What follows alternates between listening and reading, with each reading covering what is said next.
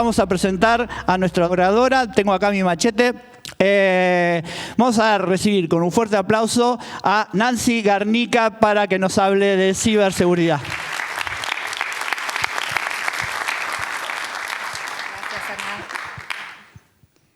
Hola, buenos días, ¿cómo están? Ahora me tienen que responder a mí, ¿eh? ¿Cómo están? Bien. Bueno, como dijo Hernán, mi nombre es Nancy Garnica, algunos ya me conocen. Soy asesora de la Dirección Nacional de Ciberseguridad. Me encanta toda esta temática. Hoy los voy a volver loco con un ciberataque, con un caso que vamos a analizar que sucedió hace 4 años en Estados Unidos. Sí, Estados Unidos. Donde la tecnología, todo lo que avanza, parece que a ellos no les va a tocar, pero bueno, si les tocó a ellos, ¿qué queda para el resto? ¿No? Vamos a analizar la importancia de este caso. ¿Sí? Antes de avanzar, amo la tecnología. Me van a escuchar a mí hablar de riesgos, de prevención, de medidas de seguridad, de controles. Pero la tecnología bien utilizada es lo más. Yo no me imagino mi vida sin Internet. No sé ustedes. Sea para estudiar, sea para lo que sea, para entretenernos, no me imagino. Y las herramientas igual. Pero bueno, así como se usa para el bien, se usa para el mal. Y hoy vamos a ver un caso, repito, muy importante. Vamos a arrancar ahora. Yo les voy a mostrar las consecuencias de un ciberataque. Después lo vamos a ir analizando. ¿Qué pasó? ¿Qué falló en este caso? Cuando quieras vemos el videito. Vamos a cambiar de tema y regresamos a Estados Unidos y vamos a hablar de lo que está ocurriendo con el combustible. Aunque ya ha empezado a funcionar nuevamente el oleoducto Colonial, que tiene a muchos corriendo a comprar gasolina más cara y subiendo los precios por la alta demanda, pues ahora se confirma que la empresa sí le pagó a los piratas cibernéticos para que les liberaran sus sistemas. Veamos el informe de Michael Roa. Escasez de combustible, compras nerviosas en gasolineras y el aumento en los precios de la gasolina son algunos de los efectos del ataque cibernético al oleoducto Colonial, que suple casi el 50% del combustible refinado a la costa este de Estados Unidos. 2 fuentes dijeron a CNN que la compañía Colonial Pipeline pagó un rescate a los piratas cibernéticos que, según el FBI, operan desde Rusia. El grupo, previamente identificado como DarkSide, exigió casi $5 millones, pero las fuentes consultadas por CNN no especificaron cuánto dinero pagó finalmente la empresa. Este ataque cibernético al oleoducto aumentó la preocupación por parte de las autoridades federales sobre la vulnerabilidad de otros sistemas esenciales en el país, como la infraestructura eléctrica. Los piratas cibernéticos están dedicando tiempo y recursos para investigar, robar y explotar vulnerabilidades, utilizando ataques más complejos para evitar ser detectados. Un ataque con software de decodificación o ransomware bloquea al usuario legítimo de una computadora o red informática y lo mantiene rehén hasta que la víctima pague un rescate. Los piratas cibernéticos amenazan con filtrar información confidencial si no se cumplen sus demandas. Bien. Ahora vamos a ver qué pasó en este caso y por qué la importancia. Si bien podemos pasar yo. Esto comenzó el 7 de mayo de 2021, ¿sí? Una empresa, Colonial Pipeline, fue víctima de un ciberataque. Es una de las empresas más importantes de Estados Unidos en proveer combustibles, ¿sí? Tiene casi el 45% de proveer combustibles a la zona este del país. Después vamos a ver un mapa para que tengan idea de la cantidad, de la envergadura de lo que estoy diciendo, ¿no? Se trata de una de las mayores distribuidoras de oleoductos, como les decía, ¿no? Que transporta el 45% del combustible consumido en la costa este del territorio, ¿sí? Desde su red de distribución abarca desde Texas hasta Nueva Jersey, ¿sí? Donde distribuye gasolina, diésel y combustible para aviones. Esta empresa tenía un montón de información, un montón de datos. Es una empresa muy importante, opera en el país desde el año 1960, 62 exactamente. Tiene su sede en Georgia y tenía medidas de seguridad. Pero no fueron suficientes. Y ahora vamos a ver qué sucedió. ¿Qué datos arrojó la investigación del caso? El FBI dijo que el oleoducto había sido atacado por un ransomware, como vimos recién en el informe del noticiero. El ransomware lo que hace, como explicaron recién, no cifra los datos, la información de los sistemas, ¿sí? Un atacante envía un software y después solicita el pago de un rescate para volver a darnos el acceso a esos sistemas o a esos archivos, ¿sí?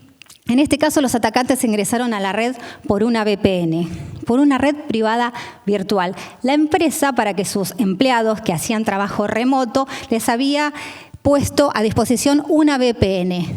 Pero esa VPN se utiliza con un usuario y contraseña. Y ese usuario y contraseña fue lo que permitió el ingreso a los atacantes. ¿Qué pasó acá? Se cree que un empleado lo utilizó a ese correo y a esa contraseña en algún servicio. La empresa no se hace cargo de haber sufrido una filtración primera que le robó ese mail y esa contraseña. Se cree que ese empleado utilizó esa contraseña y ese mail en algún otro servicio y en ese servicio, ¿sí?, de otra empresa, fue atacado, ¿sí?, y le robaron. La empresa dice que no tiene registros de que haya sido, sino tendría que reconocer que fue 2 veces atacada en esa primera filtración que estoy hablando y después con este ataque de ransomware. Bueno, los registros dicen que no.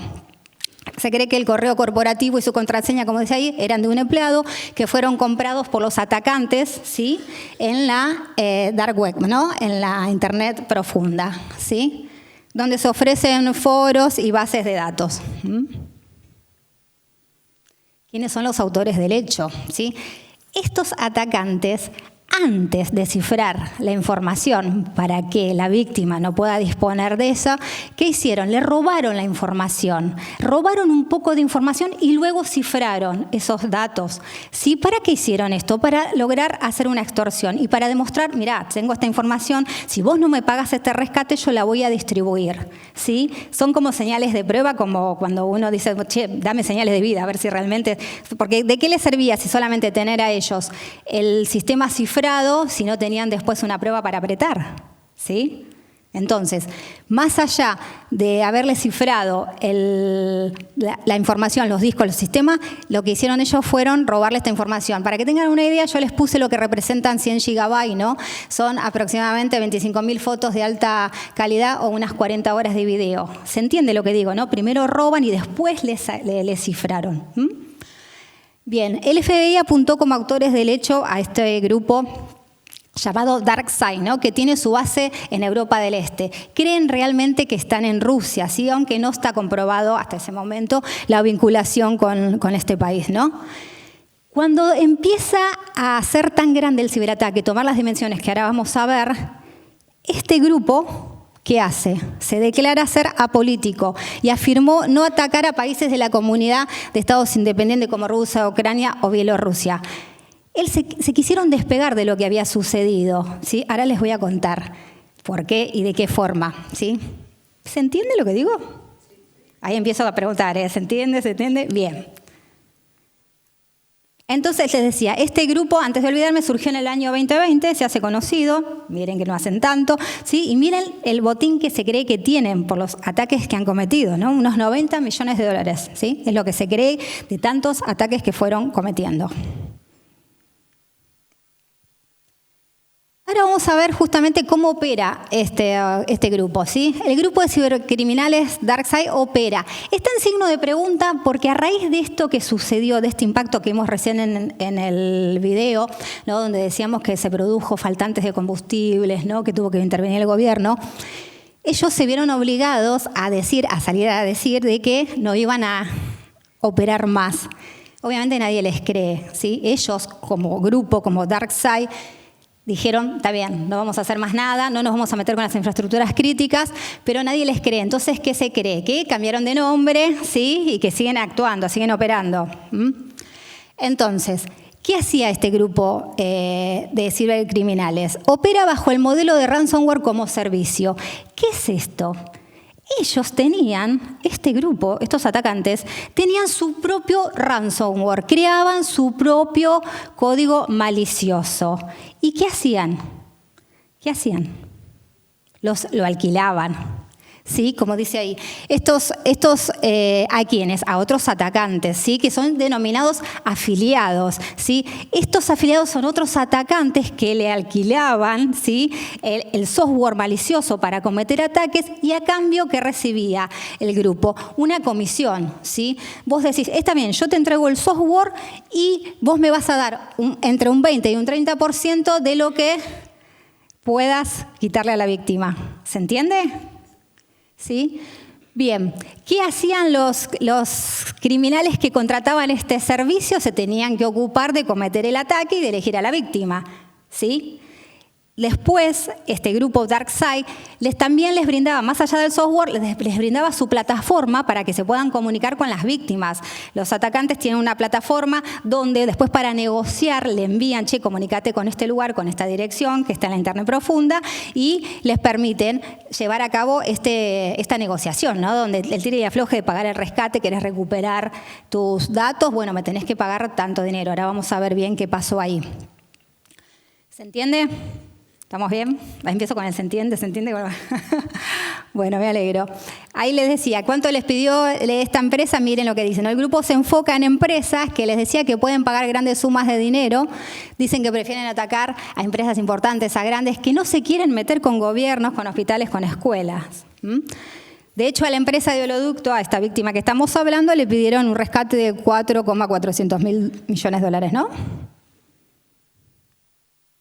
Ahí vemos no me puedo mover de acá. Bueno, yo les puse un mapa de lo que es Estados Unidos de este lado, muy claro, ¿no? Y para que tengan en cuenta, de este lado es la zona que fue afectada, ¿sí? La empresa trabaja con toda esta zona, ¿sí? Distribuye sus productos en toda la zona, la costa este del país, ¿sí? Y miren, hubo un desabastecimiento importante, ¿sí? Si tenemos en cuenta lo que es Estados Unidos y vemos esta franja, ¿sí? Por este ataque, en pocos días, millones de personas no pudieron cargar nafta, como les decía, hubo escasez, pánico y compras desesperadas. Esto ya se salió de los carriles de lo que era una empresa, de los límites de una empresa, ¿sí? Ya afectó a la sociedad, a la economía, ¿sí? Entonces, la economía empezó a resentirse y el gobierno tuvo que intervenir. Estamos hablando de un ataque a una empresa y las consecuencias hasta dónde van llegando, ¿se comprende? Bien. ¿Qué consecuencias dejó el ransomware? Vimos recién el inicio de lo que vamos a ir ahora desasnando. Interrupción del servicio. El ataque obligó a la empresa a detener sus operaciones durante 6 días, lo que provocó escasez de combustible en varios estados de la costa este. Imaginen que una empresa de ese tamaño, que opera hace tantos años, tener que parar su producción es importantísimo. Si bien los atacantes ingresaron por la zona de TI, ¿no? Dicen que tiene que ver con la parte de la zona más de administración, la parte más de usuarios, no ingresaron por la parte de la planta de producción, ¿sí? La empresa decidió, para prevenir, después vamos a ver por qué, parar igualmente las operaciones, ¿sí? La planta de producción, ¿sí? Por eso hubo absoluto desabastecimiento.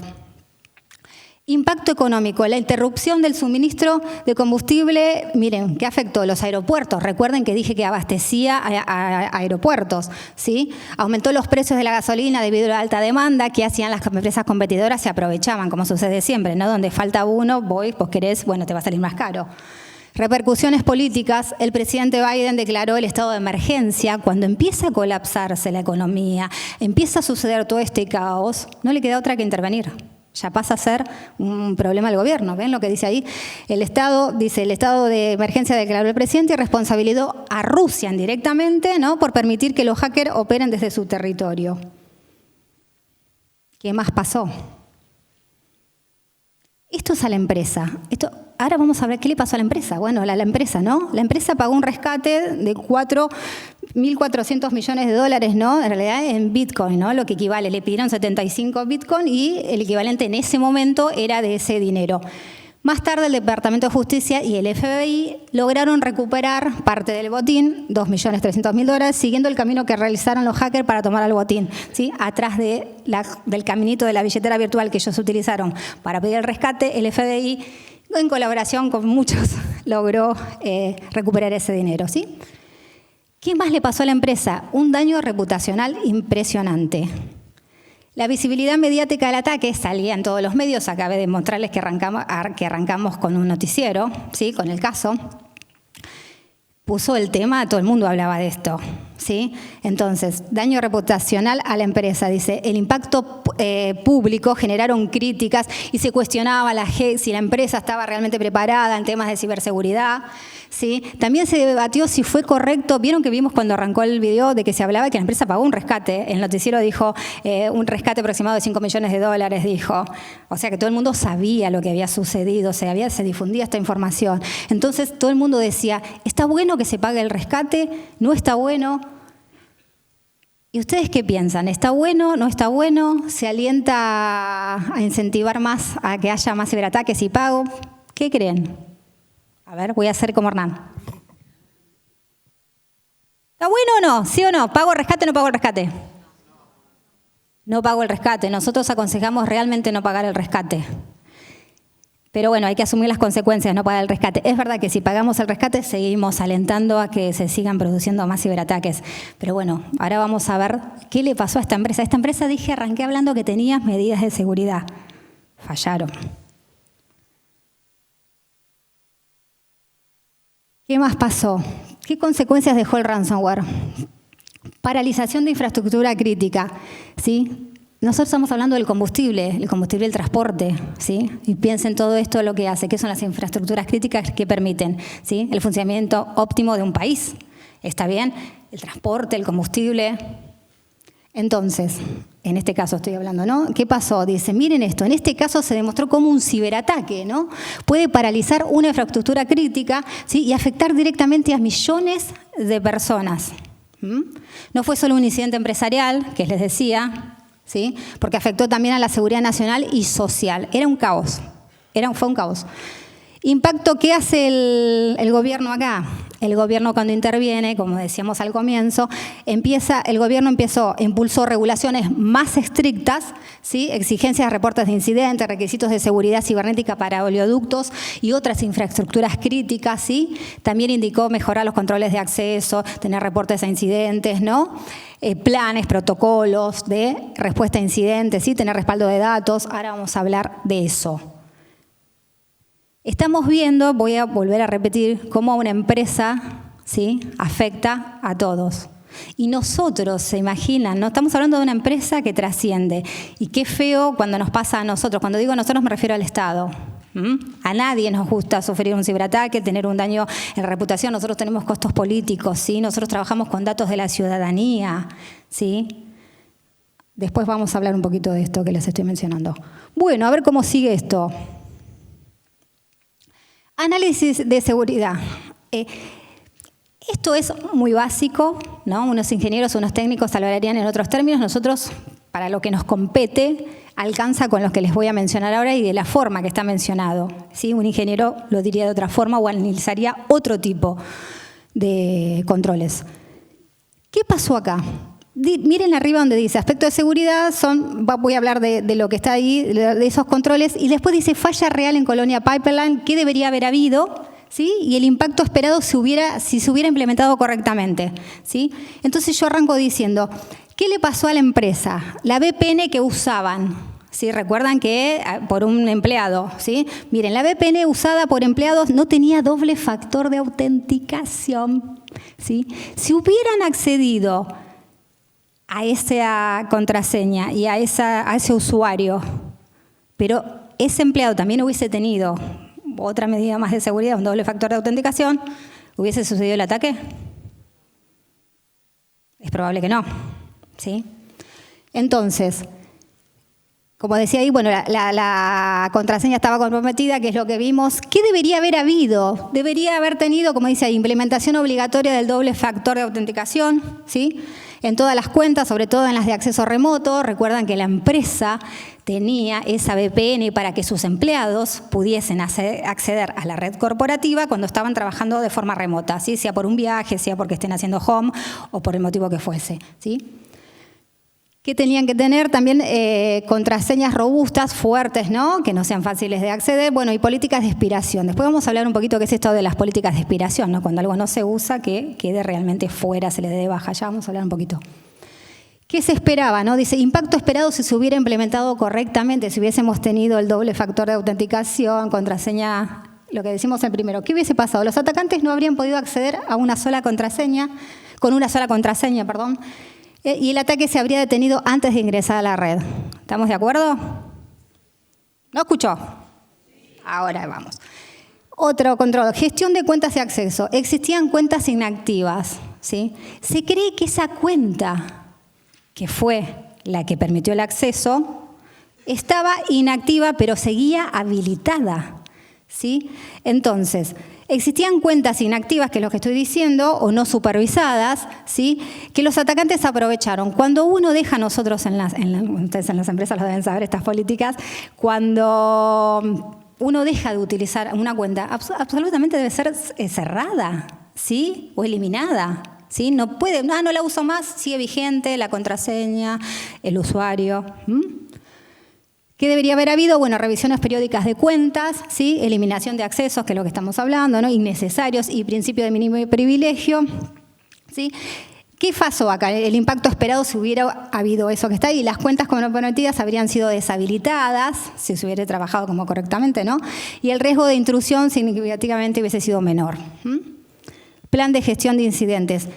Un plan de gestión de incidentes, lo dice el nombre, ¿no? Me permite saber, me permite reaccionar, actuar cuando tengo un incidente y no improvisar en el momento. Tengo un ciberataque, ¿qué hago? Ese plan me va a permitir saber quién tiene que hacer cada cosa y de qué forma. ¿Está bien? No había un plan claro, dice, o probado para responder rápidamente a incidentes críticos de ransomware. No es hacer un plan y queda ahí. Todas las medidas y los controles que uno hace para, bueno, me sale el organismo, para una empresa en este caso, pero para el organismo también, o sea, se deben probar, ¿sí? No es las hacemos, creamos políticas y quedó ahí. No, la tecnología avanza, los planes también deben ser actualizados, ¿sí? No lo hago, lo dejo y me olvido. Entonces, por eso dice, no había un plan claro o probado, ¿sí? A ver, se ve que había, porque algo hicieron, pero no era suficiente. Un plan de respuesta, ¿qué debería haber habido? Un plan de respuesta a incidentes actualizado, entrenamientos regulares y simulacros de ciberataque para estar preparados. Che, nos tocó a nosotros. Bueno, ¿qué hacemos? Antes que nada, nosotros trabajamos en ciberseguridad cuando dije nos tocó a nosotros. No trabajamos hoy en día. Antes se hablaba, ¿no? Escuchaba yo muchas, cuando uno participa en algún seminario y demás, cuando escucha expertos de años, que antes se hablaba, ¿no?, de tratar de trabajar para que no nos golpeen, no nos ataquen. Hoy se habla de trabajar para recuperarnos pronto y volver a estar operativos, porque sí o sí nos va a tocar. No existe el estado 100% de seguridad. ¿Está bien? Trabajamos para recuperarnos lo más pronto posible. Nos va a tocar, nos levantamos rápido. Si tenemos un plan para actuar, vamos a saber qué hacer, quién le toca qué cosa y vamos a volver a estar operativos, que es lo que queremos. No podemos decir que existe 100% del estado de seguridad porque no lo existe. ¿Está bien? Entonces, contar con un plan es fundamental, saber qué hacer.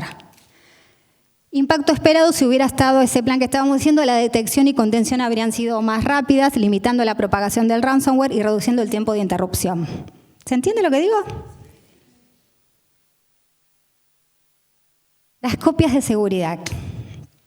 Existían copias, la empresa tenía, dice, pero la recuperación era lenta y el software de descifrado era ineficaz. La empresa tenía medidas. Una VPN es tomar una medida de seguridad, pero faltaban cosas. No estaban los controles suficientes. ¿Qué pasó acá? Tenían copias de vuelta. Cuando uno hace copias, las copias son fundamentales y les voy a hablar al final de las copias de seguridad, porque se habla que son la primera medida ante un ataque de ransomware, la copia de seguridad. ¿Sí? ¿Por qué? Porque la copia de seguridad tiene los archivos, los sistemas, lo más importante, la información crítica de la empresa. Si yo tengo un respaldo, una copia, si yo tengo un ataque de ransomware, voy a contar con eso. ¿Qué pasaba acá? Dice que existían copias, pero no tenían toda la información. Existían copias de vez en cuando, no había como una política, no había una unas pruebas de restauración. Uno hace las copias de vuelta y no las dejas ahí. Vos tenés que controlar que el soporte esté funcionando correctamente, ¿sí? Que la información que esté ahí realmente funcione y esté disponible. Che, la pruebo, la pongo, ¿sí? Está funcionando. No, lo hice y lo dejé ahí y me olvidé. Entonces, existían copias, pero la cooperación era muy lenta, ¿sí? Y el software de descifrado era ineficaz. Dicen que los atacantes, cuando la empresa paga, ¿para qué? Para que le den el acceso a sus sistemas, a su información que fue cifrada, ¿sí? Que fue secuestrada. Que cuando los atacantes le dan un software para que vuelvan a recuperar sus sistemas, era extremadamente lento. Entonces no alcanzaba. Uno dice, cuando descarga una aplicación, imaginemos esta situación, ¿no? Cuando hacemos una descarga con el celular, con la compu, que vemos que empieza a correr la barrita, que el software se va instalando. Bueno, lo vemos unos segundos y sucede, a veces tarda un poquito más. Bueno, esto era terrible, entonces no podían esperar. No les quedó otra, se tuvieron que quedar con esto, con lo que tenían y también empezar a hacer tareas manuales, ¿sí? Ingresar ellos y hacer controles. Por eso tantos días. Uno dice 6 días, pero es un montón si hablamos de la estructura que les estoy mencionando y de la empresa, ¿sí? De la importancia de la empresa. Entonces decimos, copia de seguridad, ¿qué debería haber habido? Copias de seguridad aisladas y verificadas regularmente, ¿sí? Con pruebas de restauración periódicas que les decía, che, a ver si funcionan esa restauración, che, a ver cómo están funcionando bien, todo lo que tengo ahí me sirve, realmente tengo lo que necesito. Impacto esperado si hubiera implementado correctamente, la empresa podría haber restaurado, si todo hubiese funcionado bien, ¿no? Sistemas críticos sin depender del pago del rescate y en menor tiempo, ¿sí? El tiempo es fundamental acá. Segmentación de red. La red interna estaba relativamente plana, dice. Segmentar red, ¿sí? Para que todos entendamos, todos sabemos una conexión, una red, es que cada sector tenga una conexión propia, ¿sí? No que el área de administración se conecte con la planta de producción, ¿sí? Con el sector donde están los usuarios simples, la información, no. Que haya una red en un sector, otra red en la planta de producción, otra red donde tengo informaciones críticas, ¿sí? Eso es segmentación. Entonces dice, la red interna estaba relativamente plana, ¿sí? Como que no estaba bien segmentada. ¿Y por qué hablo de esta segmentación? ¿Por qué? ¿Qué se les ocurre? A ver. Exacto. Si yo no tengo esos segmentos, si un atacante ingresa por la parte de administración, puede llegar a la planta de producción o a información crítica, ¿sí? No sé, o a balances, a cualquier tipo de otra información importante, ¿sí? Entonces, por eso se recomienda que esté segmentada, ¿sí? Entonces, ¿qué debería haber habido? Segmentación de red para sistemas críticos, ¿sí? Con controles de acceso estrictos entre segmentos. Que si hubiera impacto esperado, la propagación del malware habría sido contenida, ¿sí? No se hubiese, como decíamos recién, decía el compañero, ¿no? Una propagación. Entonces decimos, la propagación del malware habría sido contenida, limitando la afectación a áreas no críticas menos importantes, ¿sí? Bueno, esto debería haber monitoreo de detección de intrusiones, ¿no? Esto ya es un poquito más técnico para decir, no, la intrusión no fue detectada inmediatamente, no había monitoreo constante, ¿sí? Esto que estamos diciendo. Dice, la intrusión no fue detectada inmediatamente y el ataque se propagó antes de tomar medidas. ¿Qué debería haber habido? Sistemas de detección y respuesta activos, ¿no? Que estar controlando el tráfico de las redes de los sistemas, qué sucede, ¿sí? Para ver si hay alguna anomalía, alguien que se conectó después de hora, alguien, che, estoy detectando que hay alguien que quiere acceder a unos archivos en cierta hora, hay un movimiento raro, hay un código malicioso que está ingresando, ¿qué está sucediendo? ¿Sí? Entonces estamos hablando de monitoreo y detección de intrusiones, sí que debería tener esto, ¿no? Hay algunos ejemplitos, dice, entonces, ¿qué hubiésemos esperado? Alertas tempranas habrían permitido actuar antes de que el ransomware cifrara sistemas clave, ¿sí? Si hubiesen tenido esos sistemas, ¿sí? Monitoreo y detección de intrusiones, se hubiese evitado esto. ¿Estamos bien? Ok. Lecciones del ciberataque. Este incidente subraya la importancia de tener estos controles. O sea, podemos tener un montón. No puede faltar esto. Y vuelvo a decir esto. Implementar siempre el doble factor de autenticación. A todos nos molesta, como yo les contaba en el video, no sé si, o en una clase tal vez con el video que vieron, no sé si lo llegué a mencionar, ¿no? A todos nos molesta estar hablando de, che, tenemos que cambiar la contraseña, pero la importancia de cambiar la contraseña. Recuerden que pensemos esto. Si alguien accede a algún usuario nuestro que tiene nuestra contraseña y la tiene en una base de datos, tiene mi usuario, tiene mi contraseña, pero yo la cambié. Después si la quiero usar, ¿va a servir? Entonces, ¿es importante no cambiar la contraseña? Nosotros tenemos políticas en la empresa, en la secretaría, cada 90 días, si no recuerdo mal, nos piden cambio de... Ya termino. Mantener sistemas actualizados. Siempre. Cuando nos pide también, que vemos, nosotros llegamos a la oficina y vemos que nos pide, hay una actualización pendiente, hagámosla.